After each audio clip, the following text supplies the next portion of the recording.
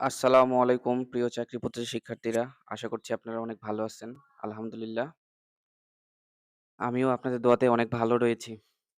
আজকের আলোচ্য বিষয় ভূমি রেকর্ড ও জরিপ অধিদপ্তরের যে দীর্ঘ আকাঙ্ক্ষিত পরীক্ষাগুলো পিছিয়ে যেতে এখন নিশ্চিতভাবে কিন্তু এপ্রিলের ২৫ তারিখে একটি পদের পরীক্ষার তারিখ সুনিশ্চিত হয়েছে। তো তারপরে কিন্তু পর্যায়ক্রমে সব পদের এক করে পরীক্ষা তারা কার্যক্রম শুরু করে দিবে। এমনটি ভূমি রেকর্ড ও জরিপ অধিদপ্তর থেকে আমরা গ্রহণযোগ্যতার প্রেক্ষিতে অ্যা জেনেছি। মূল বিষয় হচ্ছে যে ভূমি রেকর্ড ও জরিপ অধিদপ্তরের পরে কিন্তু খাদ্য অধিদপ্তরের পরীক্ষাগুলোও আবেদন শেষ হওয়ার সঙ্গে তারা ১ মাসের মধ্যেই পরীক্ষার কার্যক্রমগুলো শুরু করে দিবে। অর্থাৎ অ্যা মে মাসের ৭ তারিখে তাদের পরীক্ষার তাদের আবেদন সম্পন্ন হয়ে যাবে। আবেদনের শেষ তারিখ। তারপরে কিন্তু ১ মাসের মধ্যে তারা পরীক্ষার কার্যক্রমগুলো শুরু করবে। মূল বিষয়টি হচ্ছে ভূমি রেকর্ড ও জরিপ অধিদপ্তরের মধ্যে এই বিষয়টি আলোচনা কেন করলাম? মূল বিষয়টি হচ্ছে এখন বর্তমানে ভূমি, খাদ্য অধিদপ্তর এই ২ টা ২ অধিদপ্তরের পরীক্ষাগুলো বহুল কাঙ্ক্ষিত।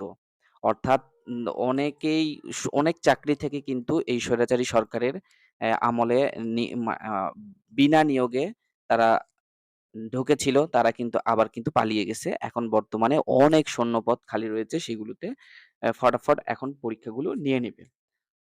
তো মূল বিষয়টি হচ্ছে আমরা আবার ভূমি রেকর্ড ও জরিপ অধিদপ্তরে ফিরে আসি।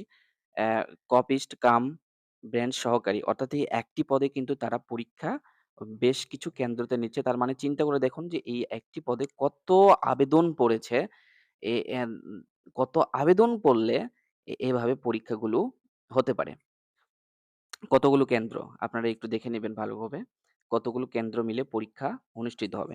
আর এই ইতিপূর্বে আপনারা দেখেছেন যে পরীক্ষা হওয়ার আ আপনার ১ দিন পরেই ২ দিন পরে রেজাল্ট হয়েছে। এমনটাই এবারও হবে। তারপরে ২-৩ দিন পরে আবার কিন্তু ভাইবা, তারপরে নিয়োগ নিশ্চিত করে দিবে। অর্থাৎ পদায়ন কোথায় হবে আপনাদের সেটা কিন্তু নিশ্চিত করবে। তো মূল বিষয়টি হচ্ছে এরপরে হচ্ছে আপনার মে মাসের ২ তারিখে একটি পরীক্ষা আপনার একটি পদে পরীক্ষা অনুষ্ঠিত হবে। এভাবে পর্যায়ক্রমে কিন্তু পরীক্ষা অনুষ্ঠিত হতেই থাকবে। তাই আপনারা এখনো যারা প্রিপারেশন নেননি এখনই খুব দ্রুত প্রিপারেশন নিয়ে নেন। সবাই ভালো থাকবেন। আর কোথাও বুঝতে কোনো সমস্যা হলে আমাকে জানাবেন। সবাই ভালো থাকবেন। আল্লাহ হাফেজ।